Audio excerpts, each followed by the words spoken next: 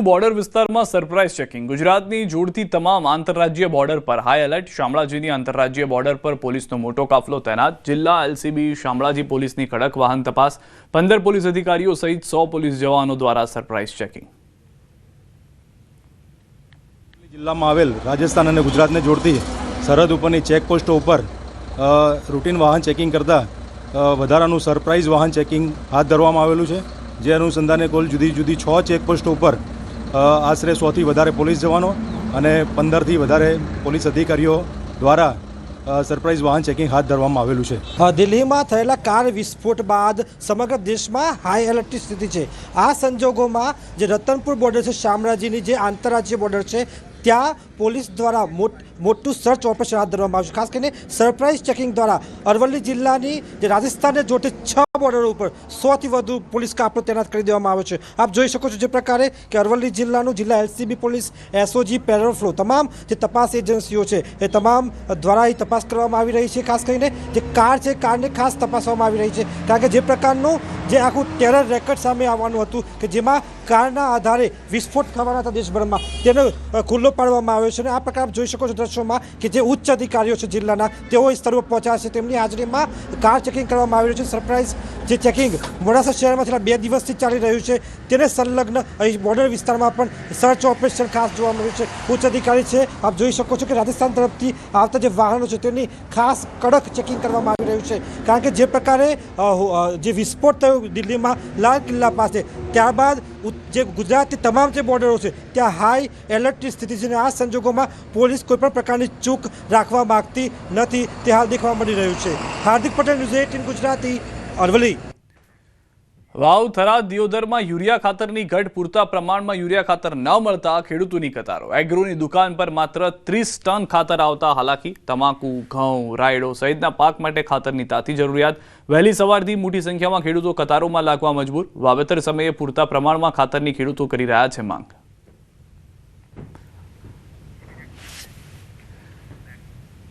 જૂનાગઢમાં આવેલી ડોક્ટર બાબા સાહેબ આંબેડકર સરકારી કન્યા છાત્રાલયની હોસ્ટેલમાં ચાલતી લાલિયાવાડીનો પર્દાફાશ થયો। વિદ્યાર્થીનીઓ છેલ્લા ઘણા સમયથી અશુદ્ધ ભોજન આરોગતી હોવાનું સામે આવ્યું। વિદ્યાર્થીનીઓ દ્વારા અવારનવાર અધિકારીઓને રજૂઆત કરવા છતાં પણ કોઈ સાંભળતું ન હોવાના આક્ષેપો લાગ્યા। ભોજનમાં ઈયળો, જીવાત નીકળવી, બેડશીટ વગરના ગાડલા, ખંડેર હાલતમાં શૌચાલયો અને ટપકતી છત જેવી અનેક સમસ્યાઓથી કંટાળીને વિદ્યાર્થીનીઓ રોષે ભરાઈ, જેને પગલે વિદ્યાર્થીઓએ ભારે હોબાળો મચાવ્યો। 230 જેટલી વિદ્યાર્થીનીઓ હોસ્ટેલમાં રહે છે, પરંતુ તે હોસ્ટેલના રૂમ પણ જર્જરિત હાલતમાં જોવા મળ્યા। વિદ્યાર્થીનીઓએ હંગામા મચાવતા સમાજ કલ્યાણ અધિકારી સહિતનો સ્થળ પર દોડી આવ્યા અને મામલો શાંત પાડવાનો પ્રયાસ કર્યો।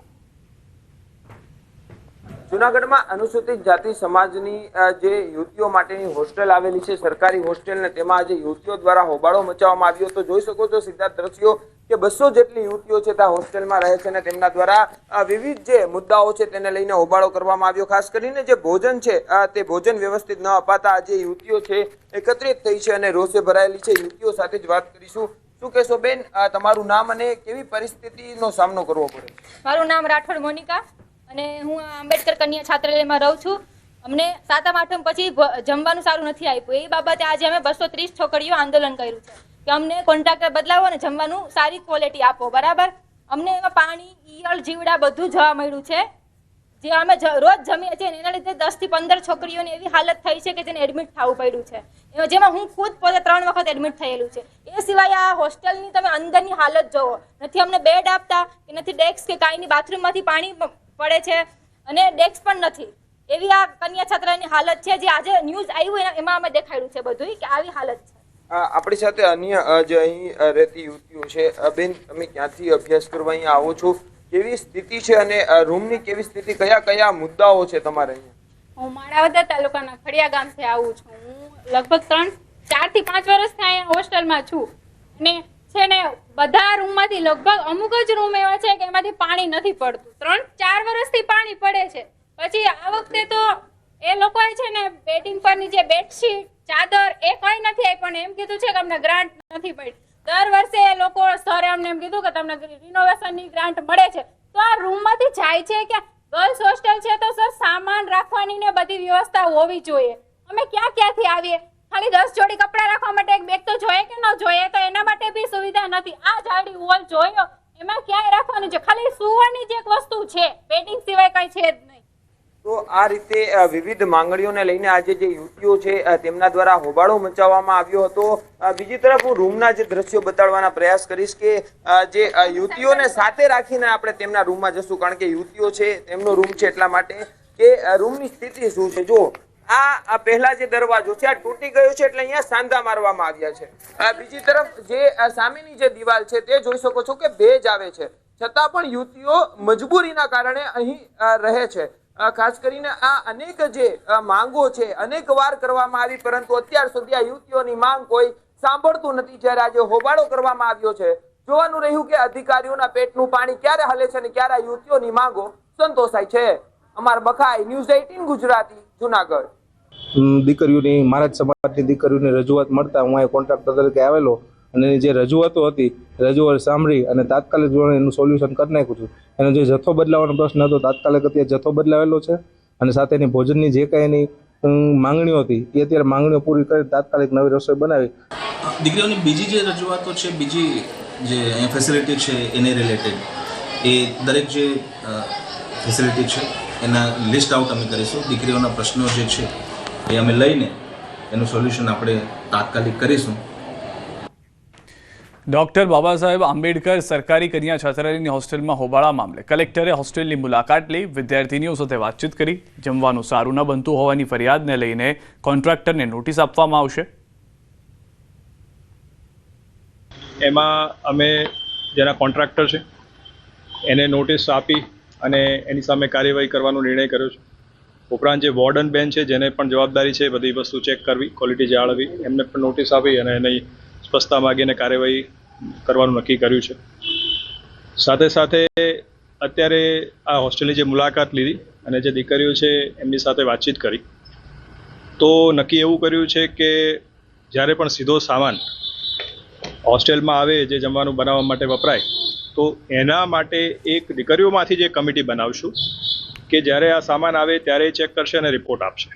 રાજકોટ જિલ્લા પંચાયતનો સ્વચ્છતા અંગે કરેલો ઠરાવ માત્ર કાગળ પર. રાજકોટમાં 2 દિવસ પહેલા મળેલી સામાન્ય સભામાં તમાકુ કે ગુટખા ખાઈને આવતા લોકોના પ્રવેશ પર મનાઈ ફરમાવવામાં આવી, પરંતુ વાસ્તવિકતા તદ્દન જુદી જ જોવા મળી રહી છે. જિલ્લા પંચાયતમાં પાસ થયેલા ઠરાવ અંગે ન્યૂઝ 18ની ટીમે જિલ્લા પંચાયતની કચેરીમાં રિયાલિટી ચેક કર્યું, ત્યારે હકીકત તો કંઈક અલગ જ સામે આવી છે. કેમ કે જિલ્લા પંચાયતની દિવાલો પાન મસાલાની પિચકારીઓથી રંગાયેલી જોવા મળી. પહેલા માળેથી છઠ્ઠા માળ સુધી જ્યાં જુઓ ત્યાં ગંદકી જ ગંદકી જોવા મળી. એટલું જ નહીં, પરંતુ તમાકુના કાગળ પણ જોવા મળ્યા. એક તરફ લોકો ઠરાવને આવકારી રહ્યા છે તો બીજી તરફ પંચાયતમાં આવતા લોકો ઠરાવનો ભંગ કરી રહ્યા હોય તેવા દ્રશ્યો પણ ન્યૂઝ 18ના કેમેરામાં કેદ થયા છે. પ્રતિબંધ જિલ્લા પંચાયતમાં બહુ સારો નિર્ણય છે, પણ લોકોને સમજવાની જરૂર છે. જ્યાં ત્યાં થૂકશો નહીં અને કડક અમલવારી પણ થવી જોઈએ. એ માણસોને લોકોને પણ સમજવું જરૂરી છે. અત્યારે તો દિવાલો પર બોર્ડ લગાવીને સૂચના પણ આપવામાં આવી છે કે અધિકારીઓને કર્મચારીઓ તેમજ મુલાકાતીઓએ બીડી, સિગરેટ, સિગાર, ગુટખા, પાન મસાલા કે અન્ય કોઈપણ રીતે તમાકુનું સેવન કરવું નહીં. જો કોઈ ઠરાવનો ભંગ કરશે તો 500 રૂપિયાનો દંડ ભરવામાં આવશે. આ દંડ તેમ છતાં અમુક લોકો સૂચનાઓનું પાલન નથી કરી રહ્યા. આ સમગ્ર મામલે જિલ્લા પંચાયતના વિપક્ષ નેતાએ પદાધિકારીઓ પર આક્ષેપ કર્યો અને શાસક પક્ષ દ્વારા માત્ર તાઇફાઓ કરવામાં આવતા હોવાનું ઘેરાવ કર્યો. લોબીમાં જોઈ લો, સીડીમાં જોઈ લો, ટોયલેટમાં જોઈ લો, ઓફિસની બારીઓમાં જોઈ લો, મન ફાવે એમ બધા થૂકે છે. તો આ જે સામાન્ય સભા તમે બોલાવી હતી અને જે તમે ઠરાવ પસાર કર્યો હતો એ શું પિકનિક માટે કર્યો હતો? રાજકોટ જિલ્લા પંચાયતની સામાન્ય સભામાં જે ઠરાવ કરવામાં આવ્યો હતો તે ઠરાવ જે માત્ર જે કાગળ ઉપર રહી ગયો હોય તેવું જે સ્પષ્ટ રીતે સામે આવી રહ્યું છે. આ જિલ્લા પંચાયતમાં જે છે કોઈ વ્યક્તિઓએ તમાકુ ખાઈને થૂકવું નહીં તેવું જે છે તમામ ફ્લોર પર બોર્ડ મારવામાં આવેલા છે. આપ દ્રશ્યોમાં પણ જોઈ શકો છો કે અહીંયા સ્પષ્ટ રીતે લખેલું છે કે જે તમાકુ ખાઈને જે પિચકારી મારશે તેમને જે છે 500 રૂપિયાનો દંડ ફટકારવામાં આવશે. આ માટે ગઈ 13 તારીખે જે છે એ ખાસ સામાન્ય સભા બોલાવવામાં આવી હતી. રાજકોટના જે કેલા સોમનાથ મંદિર ખાતે આ સામાન્ય સભા બોલાવવામાં આવી હતી ને તે જગ્યાએ આ ઠરાવ જે છે એ પસાર કરવામાં આવ્યો હતો. સ્વચ્છતા અંગેનો આ ઠરાવ પાસ કરવા માટે ખાસ સામાન્ય સભા બોલાવવામાં આવી હતી. ત્યારે બીજા દ્રશ્યો જે આપ જોઈ શકો છો કે જિલ્લા પંચાયતના છે, અહીંયા જે ખુલ્લામ લોકો જે થૂકેલા હોય તેવું જોવા મળી રહ્યું છે. ખુલ્લામ અહીંયા ગંદકી ફેલાવતા હોય તેવું સ્પષ્ટ રીતે સામે આવી રહ્યું છે. આ અંગે ન્યૂઝ 18ની ટીમે જ્યારે સૌપ્રથમ જે જિલ્લા પંચાયતના પ્રમુખ છે તેમનો સંપર્ક કર્યો હતો, તેમનો આ ઠરાવની કેટલી અમલવારી થઈ રહી છે તે અંગે જાણવાનો પ્રયાસ કર્યો હતો, પરંતુ તેઓએ તો મીડિયા સામે આવવાનું જે ટાળ્યું હતું અને આવતી સામાન્ય સભામાં તેઓ જવાબ આપશે તેવું કહી અને ક્યાંક ને ક્યાંક પોતાની જવાબદારીમાંથી બચવાનો પ્રયાસ કર્યો હતો. તો બીજી તરફ આ અંગે વિપક્ષી નેતાનો જે સંપર્ક કરવાનો પ્રયાસ કર્યો હતો, પરંતુ વિપક્ષી નેતા છે તેમણે પણ ક્યાંક જે છે મીડિયા સામે પોતાની જે અહીંની જે વ્યવસ્થા છે, જે ખામીઓ છે તેમને લઈને પણ શાસક પક્ષ ઉપર ગંભીર આક્ષેપ કર્યા હતા. તો બીજી તરફ જ્યારે ન્યૂઝ 18ની ટીમે આ અંગે રિયાલિટી ચેક કર્યું ત્યારે જે ન્યુસન્સ પોઈન્ટ છે ત્યાં કોઈ જ જગ્યાએ સીસીટીવી જે જોવા નહોતા મળ્યા. કહી શકાય કે કોઈ સિક્યુરિટી કે કોઈ અન્ય લોકો પણ જોવા નહોતા મળ્યા કે જે ન્યુસન્સ પોઈન્ટ ઉપર કે જે જગ્યાએ જે ગંદકી ફેલાવતા હોય એવા લોકોને દંડ ફટકારી શકે તેવા કોઈ દ્રશ્ય કોઈ જોવા નહોતું મળ્યું. તો ક્યાંક ને ક્યાંક આ જે ખાસ કરીને જે નિયમ બનાવવામાં આવ્યો છે, જે ઠરાવ પાસ કરવામાં આવ્યો હતો, તે ઠરાવ માત્ર ને માત્ર કાગળ ઉપર રહી ગયો હોય તેવું સ્પષ્ટ રીતે જે સામે આવ્યું છે. એટલે કે કહી શકાય કે જે ન્યુસન્સ પોઈન્ટ છે ત્યાં જગ્યાએ જે ગંદકી ન ફેલાવવાની વાતો કરી અને વાહવાહી મેળવનાર પદાધિકારીઓ છે તેમને જે છે ન્યુસન્સ પોઈન્ટ દૂર કરવા માટેની કોઈ જ કાળજી નથી લીધી અને પરિણામે જે આ દ્રશ્યો છે તે જોવા મળી રહ્યા છે. માત્ર એક જગ્યાએ નહીં, પરંતુ રાજકોટ જિલ્લા પંચાયતના તમામ 6 ફ્લોર ઉપર આ જ પ્રકારના દ્રશ્યો જોવા મળી રહ્યા છે. ત્યારે કહી શકાય કે સ્વચ્છતાની માત્ર વાતો કરવી અને કામ કરવું તેમની અંદર વચ્ચેનું ઘણું અંતર હોવાનું પણ ક્યાંક લોકો માની રહ્યા છે. તો સાથે સાથે જે સ્વચ્છતાની જે વાતો અને જે ઠરાવ કરવામાં આવ્યા હતા તે ઠરાવની કોઈ જ જગ્યાએ અમલવારી ન થતો હોવાનું સ્પષ્ટ રીતે સામે આવી રહ્યું છે. હાર્દિક જોશી, ન્યૂઝ 18 ગુજરાતી, રાજકોટ. સમાચાર. કાચબાનું સ્મગલિંગ કરતા 4 લોકોની ધરપકડ. ગ્રામ્ય પોલીસે રાજસ્થાન અને અન્ય જગ્યાએથી કરી ધરપકડ. 10 કાચબા કબજે કરવામાં આવ્યા. ગેરકાયદેસર રીતે વેચી રહ્યા હતા કાચબા. ત્યાર સુધી એ લોકોથી અમે ટોટલ 10 સ્ટાર ટોટોઝ રેસ્ક્યુ કરવામાં આવ્યા છે અને એને અલાવા લગભગ 50 જેવા ઓર બીજા રેસ્ક્યુ કરવાના બાકી છે. और આ સમસ્ત કામગીરીમાં ફોરેસ્ટ ડિપાર્ટમેન્ટ અને અમદાવાદ ગ્રામ્ય પોલીસ સાથે રહીને કામગીરી કરી હતી. ઓખા ખાતે ચાલી રહેલ કોસ્ટગાર્ડ જેટી પર ફરી અકસ્માત. ઓખા ખાતે જેટીનો એક ભાગ તૂટી પડ્યો છે. ઓખા ખાતે કોસ્ટગાર્ડ જેટીનું કામ BMS કંપની દ્વારા કરવામાં આવી રહ્યું છે. અચાનક જેટીનું એક ભાગ દરિયામાં પડી જતા કામદારોના જીવ તાળવે ચોંટી ગયા હતા.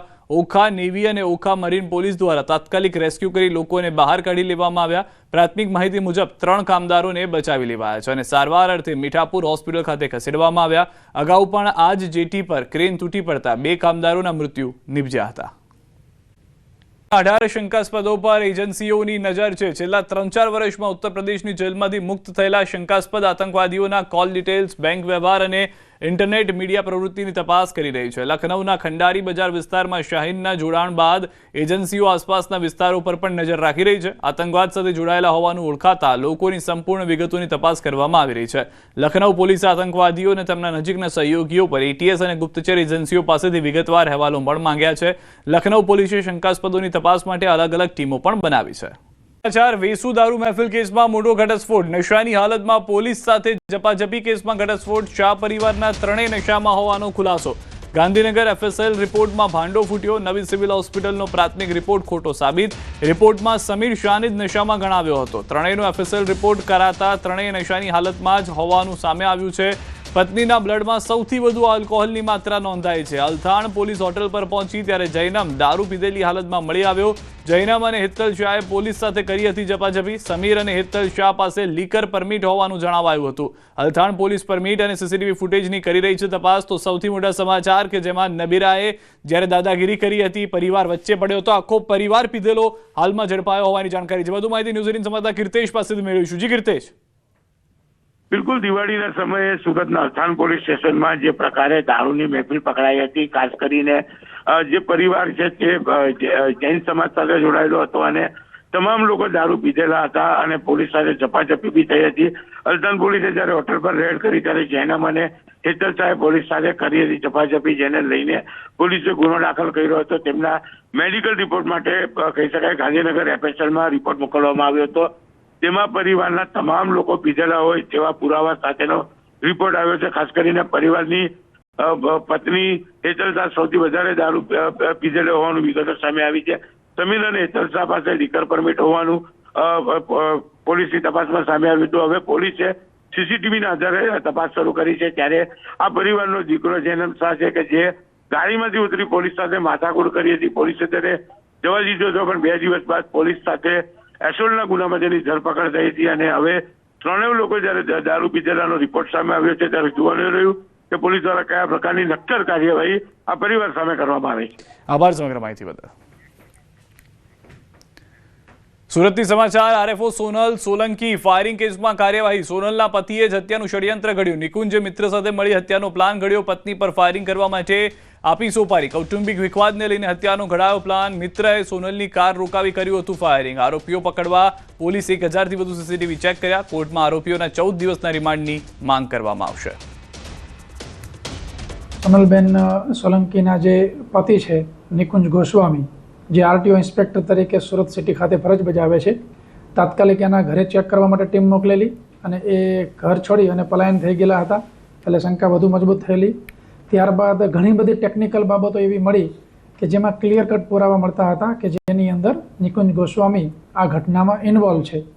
અને નિકુંજ ગોસ્વામીની સાથે એમના મિત્ર ઈશ્વર ગોસ્વામી એ પણ આ ઘટનાની અંદર ઇન્વોલ્વ છે. બંને આરોપીઓ છે એ આરોપીઓ ગઈકાલે કઠોર કોર્ટની અંદર સરેન્ડર કરવા ગયા હતા અને ત્યાંથી આરોપીઓને પકડી લેવામાં આવેલા છે. બંને આરોપીઓ પ્રાથમિક રીતે કબૂલાત પણ કરેલી છે. ગીર સોમનાથ ઉનાના નવા બંદર ખાતે 3 શંકાસ્પદોની પૂછપરછનો મામલો. નવા બંદર મરીન પોલીસ શંકાસ્પદોની આશ્રય આપનાર સામે કાર્યવાહી. કાશ્મીરના 3 લોકો આશ્રય આપનાર વ્યક્તિ સામે ગુનો. નવા બંદરના મસ્જિદ સંચાલક અહમદ અમીન બહરાનીએ આપ્યો હતો આશરો. શખ્સો યોગ્ય દસ્તાવેજો વગર જ રોકાયા હોવાનું બહાર આવ્યું. ઘરમાં આશ્રય આપનાર સામે કલમ 212, 223 મુજબ ગુનો દાખલ. સંકળાયેલા આરોપી સામે તપાસ અને કાનૂની કાર્યવાહી તેજ. મકસૂદ અહમદ કબીર હુસૈન મકસૂદ અહમદ તાનવીએ લીધો હતો આશરો. જમાલ અહમદ મકબૂલ રશીદનો નામનો શખ્સ પણ રોકાયો હતો. જૂનાગઢથી સમાચાર. માંગરોળમાં 2 શંકાસ્પદ શખ્સો ઝડપાયા છે. પોલીસે બંને શખ્સોની પૂછપરછ શરૂ કરી છે. બંને યુવાનો કાશ્મીરના ફાગલા ગામના રહેવાસી છે. મદ્રેસામાંથી દાન મેળવતા હોવાનું સામે આવ્યું છે. માંગરોળની હોટલમાંથી ઝડપાયા બંને શંકાસ્પદ. બંને શખ્સો 2 દિવસ પહેલા આવ્યા હતા માંગરોળ. ખેડૂતો માટે મોટા સમાચાર. પાક સહાય માટે કાલથી ખેડૂતો કરી શકશે અરજી. હેક્ટર દીઠ 22,000ની સહાય માટે કરી શકશે અરજી. આવતીકાલથી ખેડૂતો અરજી કરી શકશે. જેમ અરજીઓ આવતી જશે તેમ ચૂકવણી થતી જશે. જરૂર પડે અરજીઓનો સમય મર્યાદા વધારવામાં આવશે. આ સહાય 2 હેક્ટરની મર્યાદામાં મળશે. હેક્ટર દીઠ 22,000ની સહાય મળશે. 251 તાલુકાના 16,500 ગામના ખેડૂતોને લાભ. સર્વે નથી થયો તે ખેડૂત પણ કરી શકશે અરજી. શુક્રવારે બપોરે 12 કલાકથી ઓનલાઈન પોર્ટલ કાર્યરત. 15 દિવસ સુધી ઓનલાઈન પોર્ટલ કાર્યરત કરાશે. કૃષિ રાહત પેકેજ KRP પોર્ટલ પર અરજી કરવી. https://kRP.gujarat.government.in પર અરજી કરવી. ગ્રામ પંચાયતના VCE VLE મારફત ઓનલાઈન અરજી કરવી. ઓનલાઈન અરજી કરવા કોઈ ચૂકવણું કરવાનું રહેશે નહીં. વધુ માહિતી ન્યૂઝ 18 સમાચાર ગૌતમ પાસેથી પણ મેળવી દઈએ. ગૌતમ, તો જે એક સૌથી મોટું જાહેર કરવામાં આવ્યું હતું રાહત પેકેજ, તેને લઈને હવે શરૂઆત થવા જઈ રહી છે. કઈ રીતે ખેડૂતોને આનો લાભ મળશે, કોને કોને લાભ મળશે, કઈ રીતની પ્રોસેસ?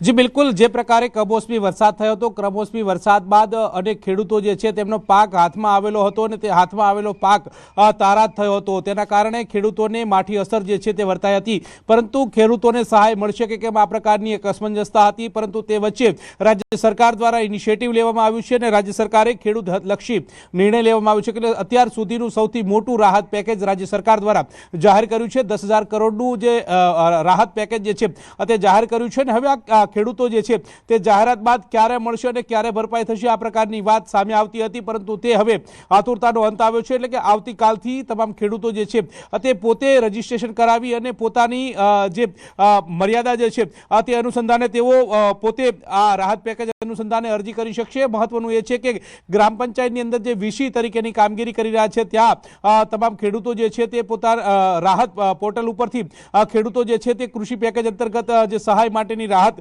જે છે તે કરી શકશે. મહત્વનું એ છે કે 251 તાલુકાની અંદર 16,500 જેટલા ખેડૂતો જે છે તે નોંધાયેલા છે કે જેમને મોટા પ્રમાણની અંદર ખેતીની અંદર નુકસાન થયું છે. કોઈને કપાસનું નુકસાન થયું છે, કોઈને જે કહી શકાય કે ડાંગરનું નુકસાન થયું છે અથવા તો કોઈને મગફળીનું નુકસાન થયું છે. આ મોટા પ્રમાણની અંદર ખેડૂતોને ભારે નુકસાન થયું છે.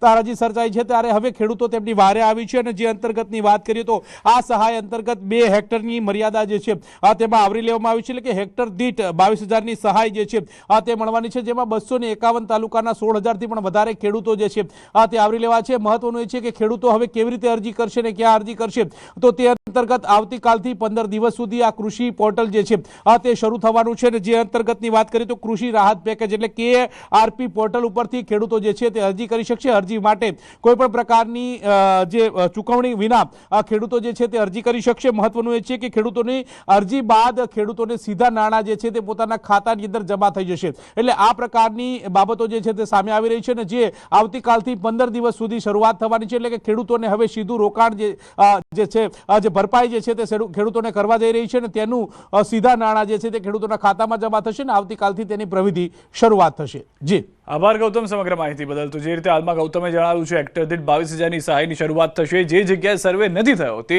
ખેડૂતો પણ અરજી કરી શકશે. તેઓને પણ જો જરૂર લાગશે તો સહાય મળવા પાત્ર થશે.